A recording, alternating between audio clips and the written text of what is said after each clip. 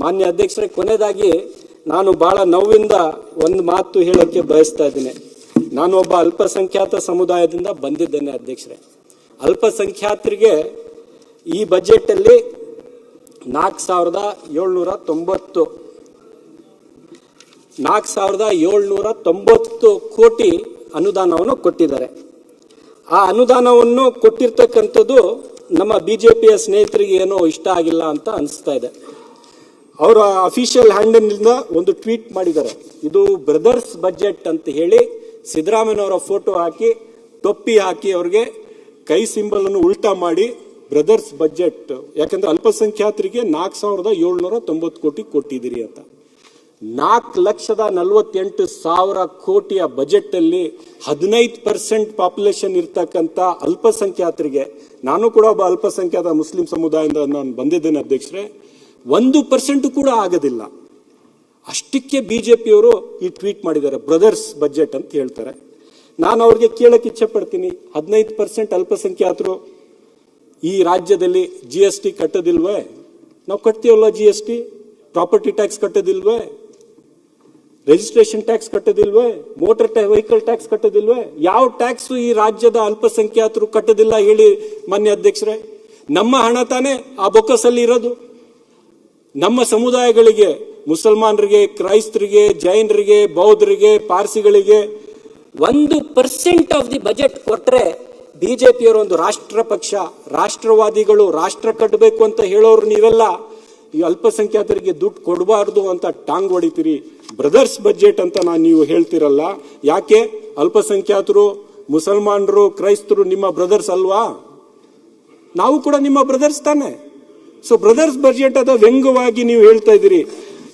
ಸಂವಿಧಾನದ ಪೀಠಿಕೆಯನ್ನು ನೀವು ಓದಿದ್ರೆ ಮಾನ್ಯ ಅಧ್ಯಕ್ಷರೇ, ಬ್ರದರ್ಹುಡ್ ಬಗ್ಗೆ, ಫ್ರೆಟರ್ನಿಟಿ ಬಗ್ಗೆ, ಭ್ರಾತೃತ್ವದ ಬಗ್ಗೆ ಸ್ಪಷ್ಟವಾಗಿದೆ. ಹಾಗಾದ್ರೆ ಬಿಜೆಪಿಯ ನನ್ನ ಸ್ನೇಹಿತರಿಗೆ ಭ್ರಾತೃತ್ವದ ಬಗ್ಗೆ ನಂಬಿಕೆ ಇಲ್ಲ ಅಂದ್ರೆ, ಸಂವಿಧಾನದ ಪೀಠಿಕೆ ಮೇಲೆ ಇರ್ತಕ್ಕಂಥ ಇದೆಲ್ಲ ಷರತ್ತುಗಳ ಬಗ್ಗೆ ನಂಬಿಕೆ ಇಲ್ಲ. ಇದರ ಮೇಲೆ ಪ್ರಮಾಣವನ್ನು ಮಾಡಿಕೊಂಡು ನೀವು ಶಾಸಕರಾಗಿ ಕೂತಿದ್ರಿ. ಮಾನ್ಯ ಅಧ್ಯಕ್ಷರೇ, ಇದು ಯಾಕೆ ಹೇಳ್ತಾ ಇದ್ದೀನಿ ಅಂದ್ರೆ, ಒಂದು ರೀತಿ ಏನಾಗಿದೆ ಅಂದ್ರೆ, ಈ ನಮ್ಮ ರಾಜ್ಯದ ಅಲ್ಪಸಂಖ್ಯಾತರಿಗೆ ಫುಟ್ಬಾಲ್ ತರ ಬಿಜೆಪಿಯವರು ಆಡ್ತಾರೆ. ಒಂದು, ಅವರು ಸರ್ಕಾರದಲ್ಲಿ ಇದ್ದಾಗ ಅವರು ಸಹಾಯ ಮಾಡೋದಿಲ್ಲ, ಆಚೆ ಕೋಮುವಾದಿ ಸಂಘಟನೆಗಳ ಮೂಲಕ ನಮ್ಮ ಮೇಲೆ ದೌರ್ಜನ್ಯಗಳನ್ನು ಮಾಡಿಸ್ತಾರೆ.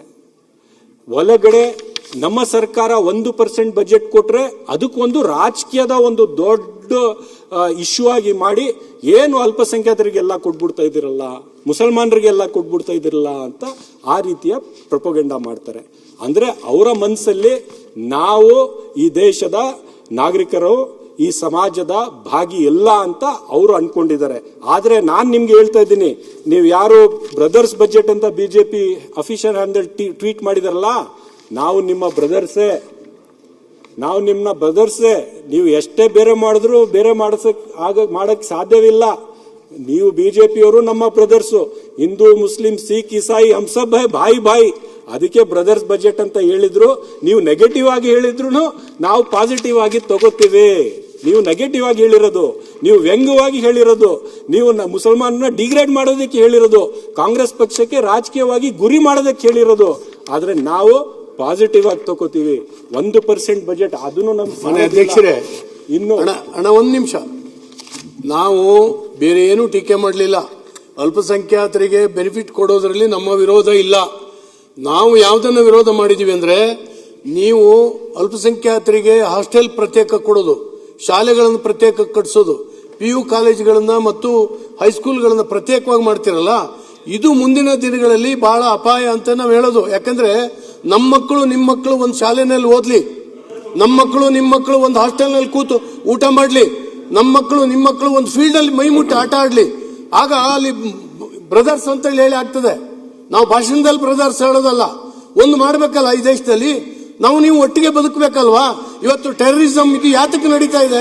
ನೀವು ಮಾಡ್ತಾ ಇರೋದು ಪಬ್ಲಿಕ್ ಶಾಲೆಗಳು ಮಾಡಿ ಸರ್, ಮಾಡ್ತಾ ಇದ್ದೀರಿ. ಒಂದೊಂದು ಧರ್ಮಕ್ಕೆ ಒಂದೊಂದು ಶಾಲೆ ಮಾಡಿದ್ರೆ ಸರ್ಕಾರ ದುಡ್ಡಲ್ಲಿ ಅಲ್ಲ. ಕೇಳಿ ಸರ್, ಒಂದೊಂದು ಧರ್ಮಕ್ಕೆ ಒಂದೊಂದು ಶಾಲೆಯನ್ನ ಸರ್ಕಾರದ ವತಿಯಿಂದ ಮಾಡಿದ್ರೆ ಹಾಗಾದ್ರೆ ಜಾತ್ಯತೀತ ರಾಷ್ಟ್ರ ಆಗೋದು ಯಾವಾಗ? ಸರ್ವ ಜನಾಂಗದ ಶಾಂತಿಯ ತೋಟ ಕುವೆಂಪುರವರು ಹೇಳಿದ್ದು ಬರೀ ಸಾಹಿತ್ಯದಲ್ಲ, ಪ್ರಾಕ್ಟಿಕಲಿ ಬರಬೇಕು ಈ ದೇಶದಲ್ಲಿ, ಒಟ್ಟಾಗಿ ನಾವು ಬದುಕಬೇಕಲ್ವಾ, ಇದನ್ನ ನಾವು ಹೇಳ್ತಾ ಇದ್ದೀವಿ. ಆದ್ರೆ ಧರ್ಮಕ್ಕೊಂದೊಂದು ಜಾತಿಗೊಂದೊಂದು ನಾವು ಶಾಲೆ ಮಾಡ್ತೀವಿ, ಆದ್ರೂ ನಾವು ಸೆಕ್ಯುಲರ್ ಅಂತ ಹೇಳಿದ್ರೆ ಸರ್, ಸಣ್ಣ ಎಳೆ ವಯಸ್ಸಿನ ಮಕ್ಕಳು ಒಟ್ಟಿಗೆ ಆಗದೆ ಇದ್ರೆ ಬೆಳೆದ್ರ ಮೇಲೆ ಒಟ್ಟಿಗೆ ಆಗ್ತಾರ? ಹೇಗಿದು? ಇದನ್ನ ನಾವು ಹೇಳಿದ್ದೇ ಹೊರತು ಖಂಡಿತವಾಗೂ ಅಲ್ಪಸಂಖ್ಯಾತ ವಿರೋಧವನ್ನ ನಾವು ಟೀಕೆ ಮಾಡಲೇ ಇಲ್ಲ, ಇಲ್ಲಿ ಯಾರು ಮಾಡಲಿಲ್ಲ. ಬಹಳ ಸಂತೋಷ ಸರ್, ತಾವು ಇಷ್ಟು ಹೇಳಿದಿರಿ. ಆದ್ರೆ ನಾನು ಹೇಳಕ್ಕೆ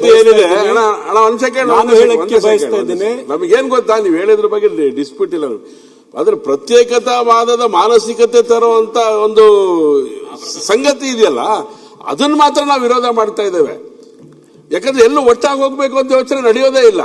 ಪ್ರತ್ಯೇಕವಾದಂತಹ ಸ್ಥಿತಿಗತಿಗಳನ್ನು ಯೋಚನೆ ಮಾಡುವಂತ ಸ್ಥಿತಿ ನಿರ್ಮಾಣ ಆಗ್ತಾ ಇದೆ. ಇದನ್ನ ನಾವು ವಿರೋಧ ಮಾಡಿದೀವಿ ಬಿಟ್ರೆ, ಅವ್ರಿಗೆ ನೀವು ವಿದ್ಯಾಭ್ಯಾಸ ಕೊಡಬೇಡಿ ಅಂತ ನಾವು ಹೇಳಿಲ್ಲ, ಅವ್ರಿಗೆ ಅನ್ನ ಕೊಡಬೇಡಿ ಅಂತ ಹೇಳಿಲ್ಲ. ನೀವೇ ಯಾಕೆ ಎಲ್ಲ ಕೊಟ್ಟು ಪ್ರತ್ಯೇಕವಾಗಿ ಅವ್ರನ್ನ ಇಡುವಂತ ಕೆಲಸ ಮಾಡ್ತೀರಿ? ಇದು ನಮ್ದು ವಿರೋಧ ಅಷ್ಟೇ, ಬೇರೆ ಇನ್ನೇನಿಲ್ಲ. ಕ್ಷಣ ಕ್ಷಣದ ಸುದ್ದಿಗಳಿಗಾಗಿ ಫ್ರೀಡಂ ಟಿವಿ ಸಬ್ಸ್ಕ್ರೈಬ್ ಮಾಡಿ, ಲೈಕ್ ಮಾಡಿ ಹಾಗೂ ಫಾಲೋ ಮಾಡಿ. ಹೊಸ ಸುದ್ದಿಗಳ ನೋಟಿಫಿಕೇಶನ್ಗಾಗಿ ಬೆಲ್ ಐಕಾನ್ ಮೇಲೆ ಕ್ಲಿಕ್ ಮಾಡಿ.